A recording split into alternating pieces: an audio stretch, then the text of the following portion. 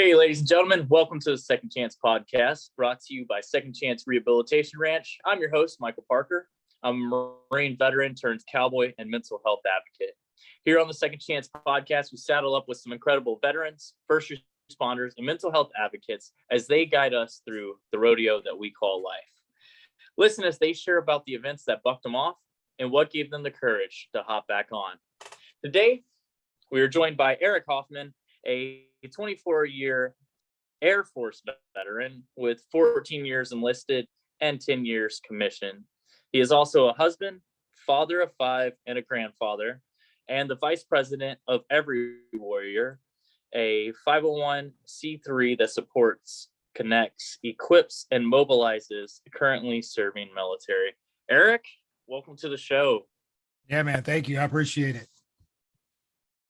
So, man, let's go ahead and dive right in with our icebreaker question. Who influenced you most as a child? Yeah, Michael. So probably growing up, it was kind of weird. I grew up from a military background. My dad was a Air Force cop, right? So I was actually born in Minot, North Dakota. For anyone listening that knows that area, it's the coldest place on the planet. My dad literally walked in circles around a B-52, which is kind of ironic because the place that I live now is the other B-52 base in America down in Shreveport, Barksdale Air Force Base area. And it was just one of those things where growing up with an Air Force dad, my mom and dad split pretty early, so I only got to see him periodically, but it seemed like a lot of times when I would see him for those visits in the summers, it was an intentional like pouring into me and helping to like get caught up on some raising. So there's a lot of lessons, right? So same summer, I'm learning to like ride a bike. I'm learning how to fight. I'm learning how to like, what to stay away from, the do's and don'ts. It's like I almost need a notepad to keep track of like, hey, you need to know this, you need to know this, because I'm not going to see you for a few months. So I'd say really growing up, my dad, whether it was every single lesson he taught me or the example he set by providing for his family, working his ass off and kind of serving the country as an Air Force cop. That was my biggest influence growing up, and kind of eventually gravitated me toward the military when I got started early. I got married and had first kid at 17. So I highly, to your listeners and people that follow you, I don't recommend that approach. That's a tough road to hoe, and I don't think you should do it that way. But when I had a kid on the way and I'm barely getting out of high school, I had to find a way to kind of support my family. So it was a conversation with my dad about going in the military. So that really kind of got me into the Air Force. Already had it on the long horizon, but he really encouraged me there. Yeah, that's awesome that even though he wasn't there in your life all the time, he still was very intentional about trying to be a good father all the time. What a great role model. So obviously you just mentioned that he spurred you along in your decision to join the Air Force. Let's talk about your time in the Air Force. 24 years, man. That's a long time. I'm sure you got some great stories and memories from that time. Yeah, so it was kind of weird. It was kind of a lot like a lot of other stories and a lot of other your veterans, probably a lot of that camaraderie and things that you built. There's some things that are completely non-standard. I joined the military, asked my dad, I was like, hey, what career field should I go for? Right. Don't go in open general, get a crappy job. So I was like, what do I do? And he's like, anything. He's like, just anything but cop. I was like, well, yeah, I know I'm not going to be a cop, but what are the good career fields? He's like, literally everything is okay except being a cop. And I got a lot of cop friends and a lot of buddies that, they loved being in, but they tend to eat their young, and it's a difficult assignment or career field. But yeah, so I ended up going in. I had a secured job. Kid came early and I needed to get in the military. So I went in, did the exact opposite of the advice I was given, just went open general, took the first available job that came in. So I'm at basic training, going to the classes, and they're like, hey, here's your list of jobs, pick one. And by the titles, you don't know what they are, right? So you're just like, air crew life support. That sounds great. So I put that number 1. 24 years later in the military, I realized that would have been packing parachutes and pretty miserable like job. I would have hated every second of it. So by grace, by luck, whatever, I ended up getting my 8th job out of the 10 that I listed, and it fit my personality perfectly. It was a intelligence analyst, to where I didn't have to do a whole lot of things that weren't strong for my personality. I like to solve puzzles. I like to get things done. I like to try to get to the root cause, and I don't mind writing about it. So that actually gravitated pretty well. So I did that so I was an intel analyst for 14 years. I started working on a college degree, right? Because you get free education in the military. And I just drug my feet. Finally had some good mentor one time in a room, and she pointed at me and she said, "Hey, look at this room right now. Major, major, captain, major, first lieutenant, major, captain, senior airman." And she said, and I was the senior airman, right? I'm an E4 in the Air Force. And she said, "You know what we all have in common in this room? We are all experts at what we do. You know what you don't have in common? You don't have a stupid college degree, and you're getting paid half of what everybody in the room is getting paid." So she's like, get your tail in gear, get your degree done. So that kind of encouraged me to go get that done. So got the degree, drug my feet a little bit more to get it. Took a little while. So by the time I finally commissioned, man, I had like one shot to go to officer training school. Otherwise I was going to age out. So they're like, if I didn't get selected, it was over. So luckily I got selected. I went to officer training school and came out as a same thing. I was enlisted in intelligence analyst. I became an intel officer. That's awesome, man. It's nice that you had good mentors there to push you along the way. Yeah, that definitely. can definitely make a big difference. I had to laugh because it's ironic that you got your 8th choice out of 10. I feel like you never ever get your first choice in the military. They're like, "What do you want?" Okay, we're gonna be the exact opposite. But right. In your case, that really worked out for you. So that's awesome there, man. So, man, let's get down to business. What bucked you off? What was that moment that really kind of set you into a dark place, a downward spiral? Yeah. So we had you have highs and lows in the military, right? You get deployments, you get time away from family. For me, it's where kind of the non-standard thing for my military career is like, I was an intelligence guy. Sure, I would deploy, but I didn't deploy to like a front line all the time. I wasn't getting shot at. I never, carried a weapon and had to deploy and do that type of stuff. That was a normal practice, and I was used to that. But literally going to work thinking I was going to get shot at was not a day-to-day occurrence for me. So I'm blessed, right? I'm protected. I'm safe. I don't have that. So I'm just going on through along my life. And, you hear about PTSD and you hear about these triggers and hear about all these things that are affecting combat vets. And I always was just kind of like, it wasn't me, wasn't my story. It wasn't my experience. And then I get a phone call in the middle of the night. I'm down here in Louisiana. My dad's up in Missouri, and he had a heart attack, right? He had cardiac arrest, and he was still with us. It was kind of a unique situation. My dad worked his ass off his entire life. After he was done in the military, he volunteered every opportunity he got. He got a job at like Walmart, piddling around, just doing whatever he could just to help. He didn't need the money, right? He's retired E8. He didn't need to work, but he did. So it was a cold January day, and it was like 7 degrees, I think, up in Missouri. And he spent the entire day collecting shopping carts. There's a whole story in there about like only some real crappy people leave your shopping cart just laying around the parking lot.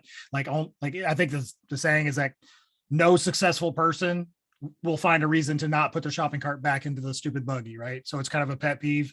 But anyway, my dad spends the entire day in sub-zero temperatures collecting shopping carts, and comes in, parks them all, does whatever, and comes home late at night. And last thing he tells my mom, he tells her, he's like looking at the news, and it's going to be like 7 degrees the next day. And he's like, "Man, it's going to be another cold one tomorrow." He didn't make an excuse about, "Hey, I'm not going to go to work tomorrow. I'm not going to go do the damn thing. I got to go to work. I got a job to do," which was literally just picking up stupid shopping carts and helping out. Took a shower, and then somewhere in the middle of the night, his heart just kind of stopped. Long delay of oxygen to the brain. So they got him to the hospital, called 911. Docs came, did everything they needed to do. But at that point, all they were doing was keeping him alive for my brother, who was also in the military, and me to get home to Missouri to basically just, do the last farewells and kind of say goodbyes and do all that thing. So yeah, I didn't have like, PTSD. I didn't have those kind of triggers. I didn't have those things. But at that moment, what I had was probably just like the largest heartbreak of my life. It was just the lowest I'd ever been. Right. Like, cause I mean, and I won't get gruesome or gory, but it's nothing like the TV, right? It's nothing like, hey, you pull the plug and the little thing stops beeping and everybody cries a quick prayer. And next thing you're at the funeral, right? It's like, it's ugly every step of the way. There's a long time for my dad when we pulled the plug. He didn't pass away right away. Struggled for life, right? And like in his brain, that the part that was still trying to keep him alive was being defensive and trying to take care of him. And he struggled for a bit. And finally flatline came along, doctors came in, presumed him dead. Then days go by where you're at the house working on funeral arrangements and everybody's emotional and struggling with, their own way to cope and self-medicate. And I'm at my dad's house expecting him to walk in the door any minute because it's my dad's house, and he's not coming. So we finally get to the funeral and we put him in the ground and you do all that. And it's just like, I just remember at some point finding some sort of like, just a moment where I talked to my wife and my family who couldn't come and join me that time, is that I felt completely alone, even though you're surrounded by your family and you're overwhelmed, but you can't not get it done. So your military training comes in to say, I have to be courageous and I have to get through this crap. So yeah, I'd say obviously, my dad, passing away at the age of 60, like literally within a month of his birthday. So he was just barely 60, a healthy guy, taking care of himself, been in the military, done whatever, no major medical issues we knew of, just to kind of up and pass away. That was probably the hardest thing I've been through. That's the thing that really bucked me off and kind of had me reevaluate and distill down the important things in your life when something like that happens. Man, yeah, that definitely gets you to looking. And my grandfather passed away last year. Yeah. Kind of unexpectedly. It all happened so quick, and I remember, it's rough, man. Mm-hmm. And it, especially when it's a young age, makes you reevaluate your life, right? And you're like, well, shit, like, what do I need to be doing different? Like, makes you appreciate and value those people around you. What was the hardest part about that for you going forward? Like, how did it impact you in the time to come? Well, I mean, it was just super confusing because you just didn't have, everybody was taking it their own way, right? So like my mom and my sisters would take it one way. My brother was taking it another way. I was taking it one way. And it was like, like you feel guilty about having feelings like, well, at least he went fast. At least he wasn't sick for like years upon years upon years upon years upon years. And I'm watching him deteriorate. Like my dad literally died doing something that he would want to do. Like he didn't need the job. He just went to help. When he volunteered at the food pantry, it stuck in on me. One day, like he passed away on a Monday or a Tuesday. Well, his Wednesday, Thursday shift at the food pantry that he volunteered at 2 times a week, every week, was coming up. And, obviously they didn't have a fill-in volunteer because my dad had been there for decades taking care of this program. So like, my family, they're coping in their own way. I mean, I just distinctly remember them, struggling in their own way of how to kind of medicate or how to kind of recover or how to kind of grieve or how to talk. And for me, it was like, someone has to go to the food pantry right now. Like they need somebody right now to move stuff around. Like my dad used to drive the forklift. My dad used to, he used to stock the thing. He built the kits. I need to go build the kit. So like I showed up at his, at the food pantry and they're just like, hey, we're sorry for your loss. And, they like kind of wanted to give me a hug. And I was like, I don't want a hug, man. Just give me an apron and let's go. Like I need to help. Like my dad would want this to be done. So at that moment, it was like, that was my way of grieving. And that was my way of like solving the problem was the only way I could honor what my dad wanted to do. You know, it's like, he didn't do it for no reason. He didn't do it for, he didn't tell anybody he volunteered 2 times a week. He didn't tell anybody. He's not on Facebook, you know, virtue signaling, hey, I'm doing good things, look at me. He was just doing good things. So, you know, the fact that he is, you know, either in the hospital sick as a dog, or not going to recover or come out of the hospital, the thing still needed to be done, because it was obviously honorable if my dad was doing it. So the way I wanted to honor him was to go and do the things that were sitting aside while he recovered or unfortunately couldn't. Man, yeah, you know, integrity, doing what's right even when nobody's looking. Yeah. Sounds like your dad was a man of great integrity. So what ended up, you know, helping pull you out of that, you know? Obviously it put you into a bad place, but what helped you progress forward Yeah, and cope with everything? And I'm sure a lot of your listeners and the people that you're helping there at Second Chance Rehab Ranch is like, they'll tell you that like things will happen, and it helps you kind of distill down to like your core things. It's not about the car you drive, the clothes you wear, the neighborhood you live in, the brand of the emblem on the front of your vehicle. None of that matters at some point. So for me, the thing that really helped me was like, my heart was absolutely completely broken. Like at that moment, like to the point where you can't even catch your breath or talk, and you can't express to people.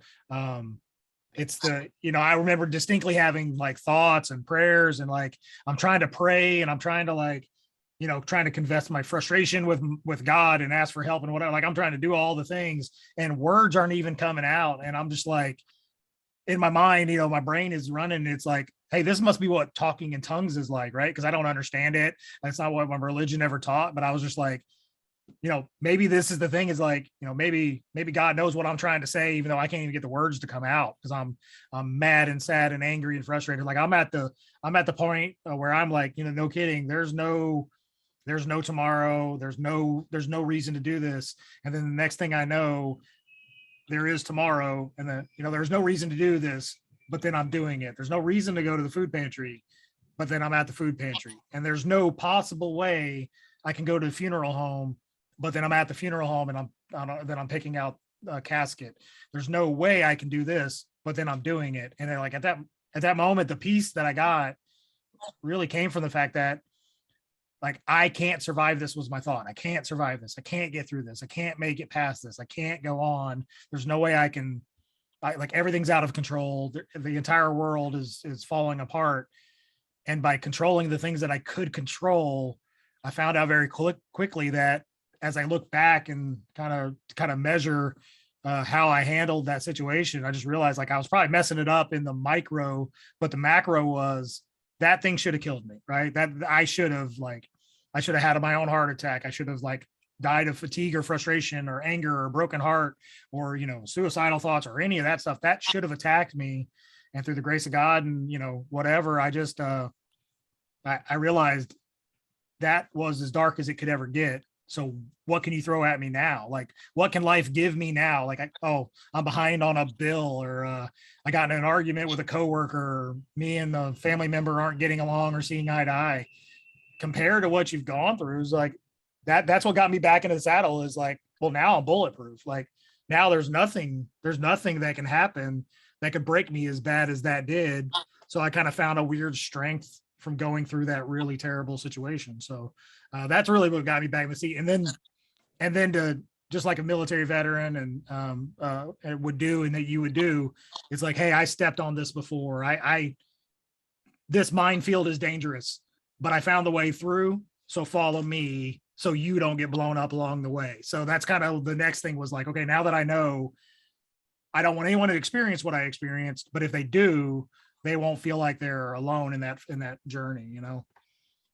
So helping others along the way helped you. Yeah, definitely. Which, you know, I hear that a lot, man. Like a lot of people, in whatever regards it is, you know, there's when you help somebody else out, it helps you out so much as well. Mm-hmm.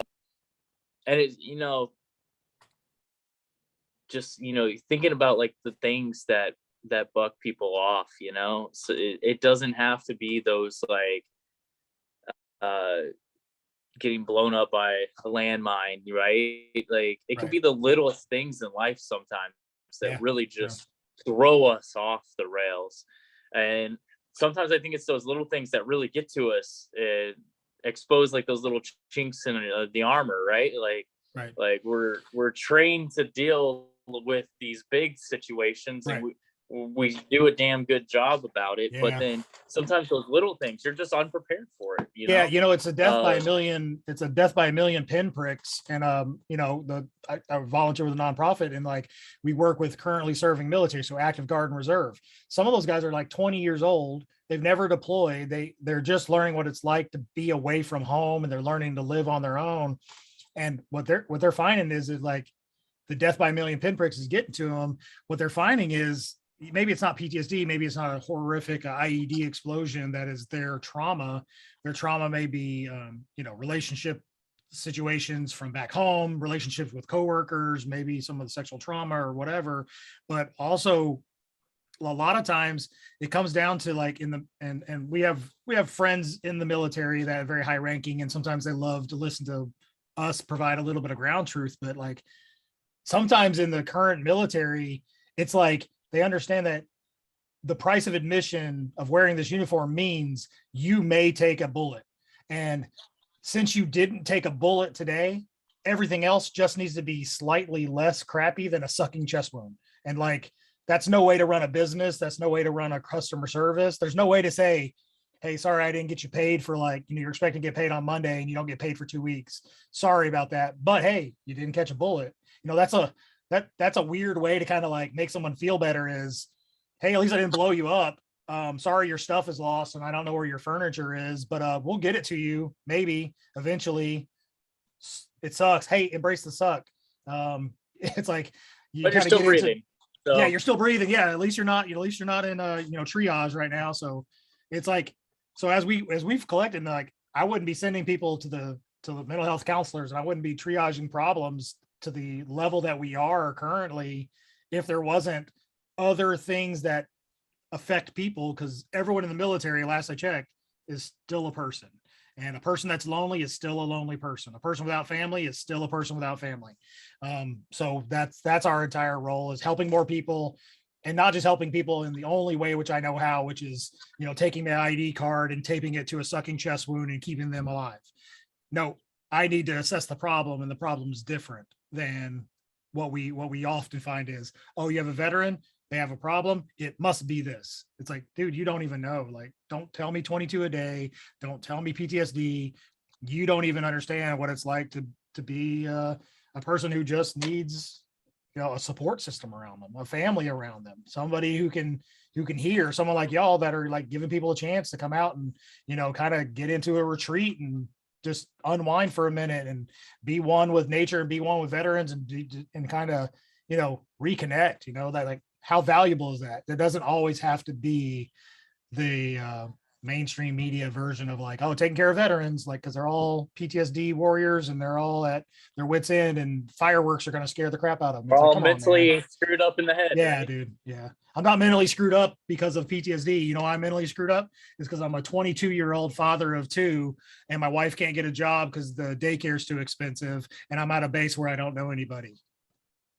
That's life too. You know, it's like, you don't have to be taking shots in Afghanistan to count as a veteran or as someone who needs care. So Well, let's talk about that real quick. Like, what all do you guys add? Like, for our listeners that have never heard of Every Warrior, let's talk about what you guys do a little bit. yeah, man, I appreciate it. And I guess I could really use this opportunity to say thanks for inviting me on here, because I respect guys like you and Second Chance Rehabilitation Ranch. Because let me say it the nice way. You guys and us share something in common, whether you serve veterans at a ranch versus me who serve them in a city. Your talk to do ratio is balanced. You don't just talk about helping veterans, you actually actively go out and take care of people. And that's where our nonprofit, I think, thrives, is that we don't just like, there's a number out there of about 45,000 veteran servicing nonprofits in America. Many of them have good intentions, and no execution. They want to help veterans, but they have no idea how they want to help veterans. And what they end up doing a lot of times is kind of causing a lot of static and noise for guys like you that are doing good things. People that donate $500 to, let's just call it the Wounded Warrior Project. And then they turn that around and put a commercial on TV to get more money and sell more t-shirts through Under Armour. That's one way to help veterans. And I'm sure they're plugged in and they're doing good things, but $500 donation to them is it's not as meaningful as a $500 donation to you. With your $500 to you, you're going to put a veteran in through your retreat, right? So one of the things that we do is we listen deeply and closely to the actual problem, and then we creatively and innovatively solve the problem. So here's the examples. When you move in the military, all your stuff gets put into boxes and shipped as household goods. Most of the time, military members outpace their belongings by weeks. They will get to their next base long before their stuff gets there. So what they end up doing is they go and spend a ton of money getting an air mattress or something to kind of get through, or they stay in a very expensive hotel. One of the programs that our nonprofit runs is I have about 10 sets here in my local office. We're working on a couple other sets at other bases, to where all you do is you go to our website, you say I'm PCSing, I'm coming to the Barksdale area. I need to borrow a pack and play for my kids, pots and pans, dishes, tables and chairs, and some air mattresses. I set them aside. I text you the code. You let yourself into our facility. You don't need to be watched because you're not a criminal. You're a military member. You come get the things you need. You bring them back when they're done. There's never a cost. That's a simple program that we've done because someone said, yeah, I spent $400 on air mattresses when I first got here. So we looked at it and we're like, why would you spend that money when you're just going to never use them again? Why don't I spend $4,000? I'll get 10 sets of it and we'll just reuse them and clean them and replace them as they get broke. And now we're helping 100 people a year through that program. The facility I'm calling you at right now is an office. There's only a few volunteers that work here, but the place that we ended up working a deal on is 4,000 square feet. So we turned it into an event center because a military spouse asked us one time, hey, is there a place I can have a birthday party for my kid that doesn't cost $400? The answer at the time was no.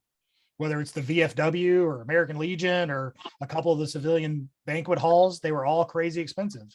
So instead we put some effort into making our office nice, and we loan it. When we say we rent it, but we give it away for free a couple of hundred times a year. So I schedule everything through an app on my phone that allows me to know whether I can come and talk to you without interrupting somebody's birthday or baby shower. Right. So it's like, it's not that hard to do. So what we do is we listen. And when we found out that air mattresses can solve hundreds of people's problems, that a free event space can solve hundreds of people's problems, that tracking volunteer hours and finding opportunities can help hundreds of people's problems, that I can pay $180 and get someone to 3 mental health sessions at our counseling partners and help people fight the stigma of getting their own mental health treatment. And then 80% of those people are going to go to the free stuff on base after they've realized that talking to a counselor is not that bad. They just had to do it on my dime at first. So that's what we do, man. Like we try to solve problems, innovate in different ways, right? We don't hand out business cards. We have an app. We don't stick a bulletin board on a flyer on a bulletin board and call that networking. We go to lunch with people. We listen to problems. We host events. We do things. And because it's the old adage, man, no one cares what you know until they know that you care. So we just spend our entire time being family away from family. And if you guys want to see the center, you want to see more about the program, you can go to everywarrior.org. You can look at our program. We're locally based, but thanks to COVID and the kicking the junk that was, we now have an app and we have a bigger social media presence, and we're starting our own YouTube channel, and we're way behind you, Michael, in getting our podcast crap together. So we're going to try to grow up and follow your lead, man, with your consistency and the heart that you have for veterans. But yeah, we've had to reach out because of isolation and some other things, but yeah, man, we could go on forever, but that's the Every Warrior Network, the place that I get to volunteer with. And because I volunteer a lot, they made me the vice president. So excited to get a chance to kind of talk about it. And like we said, it's the thing that got me back on the horse, was helping people. I got out of the military, got a job, but I didn't have a purpose, and paying bills and getting up to go get money to pay a bill wasn't a purpose, but getting up, knowing I was going to help somebody that day, that was it, man. That was the thing. I think it just like applies to like the service nature of us all, right? We all go into service, whether it's the military or becoming a first responder, because we have that call to service. So what Right. helps us get out of wherever we are? Doing what we love at our core, Yeah. serving. Yeah, well said. But yeah, man, if you need help getting a podcast up and going, don't hesitate to reach out, man. That's right. That's one thing I love about you guys is there's a lot of people saying they're doing things, but they're talking the talk and not walking the walk. And you guys are out there getting stuff done, in multiple facets. You know, you guys see a need, you try to take care of it, which is awesome. But man, let's wrap it up with our shootout questions. You ready for them? Yeah, Same ready. questions asked. Yes. So, first question, man. What's a quote that you want to share with our listeners to inspire them? Okay. So I listen to a lot of stoicism. Helps me kind of control the things that I can control. So one that stuck out to me most recently is a quote by Seneca. And he simply says that all problems, they have two handles. They have one handle that is sharp and spiky and dangerous and hard to grab. Then they always have another handle that is smooth. So that's kind of like what we talked about here, where the problem about my dad's death was difficult and hard. And if I would have chosen to get bitter and angry and pissed off about how it was unfair and he was too young, I would have grabbed that handle and I would have hurt myself. But instead, the other handle was to look at it and say, dude, if that didn't kill me, like, I can survive anything. So when you look at a problem, you just got to find out how you want to approach it. See that it's not a silver lining to every cloud. It's just understanding. Seneca also says that every problem has a border. If you step back far enough, they stop at some point. So if you back up, you'll see the edges of them. Yeah. It's all about perspective. Yeah. Yep. Second question, man. What is one book that our listeners should read? Oh man. So that's hard, man. Like Meditations by Marcus Aurelius is probably one of the best books ever written. It's weird because it was a journal to himself, so it's hard to read. If you want to double it down or kind of boil it down to something more digestible, you should get the Daily Stoic. But outside of stoicism, man, it's not just all about that. My favorite book, no kidding, if it's not by Simon Sinek, he has a whole series, but literally the book that I've read 4 times, and I don't know why, is Grit by Angela Duckworth. If you haven't read Grit, it talks about passion and perseverance and getting through things and becoming an expert. And it's just great. I would highly recommend that book. Awesome, man. There's a few recommendations for you guys. And the third final one, what is one resource available to veterans and first responders that listeners should check out? Okay, so I'm going to break the rules again, and I'll give you 2, right? So I'm going to give you everywarrior.org. Yeah, so you got to go to us. Again, we are currently serving military members, so active guard and reserve. You can go there. If you need support, we got to know. If you need connections to your community, we need to know. If we can equip you with our podcast or our teachings or the things that we do, we want to do that. You can go to everywarrior.org or everywarrior.org/app and get our information. We want to help you. We help with veterans and triage to find services in that area. So that's the breaking the rules part. The next thing is obviously Second Chance Rehabilitation Ranch. Bottom line, you guys are doing the real thing. So I want to make a commitment to you here, and you can hold me accountable because it's recorded and it's in the can. I want to commit to you guys that, no kidding, part of our mission is to support, connect, equip, and mobilize the very core of every warrior. And Michael, you're a warrior, and I want to mobilize you to do good things that you're doing. So bottom line is, I'm committing $500 right now to you to help with at least a couple of vets or a couple of opportunities that I know that we were talking about in kind of the intro to lead to this, that it's hard to find that balance of you need to pay your bills and you need to, keep the lights on and you need to make sure that you're doing the best things you can do. And you remind me a lot of my best friend who runs this thing with me. And sometimes he will say yes to a lot of people and he finds himself wearing himself thin. So then the best thing that he could do is be him and to be genuinely engaged in the things that only he can do.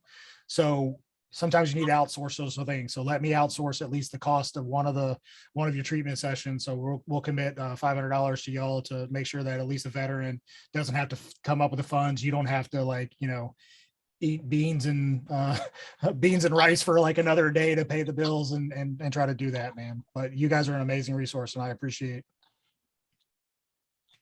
that, man. That's huge. That's awesome. I appreciate that.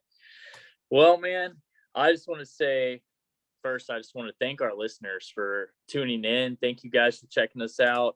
And remember, new episodes drop every Monday. Eric, I just want to thank you again for coming on here, sharing your story, giving your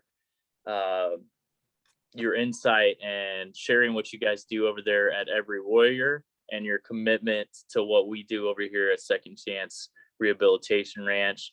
And man, I look forward to chatting with you some more in the future. And until next time, much love and respect, guys. God bless. All right. Thanks.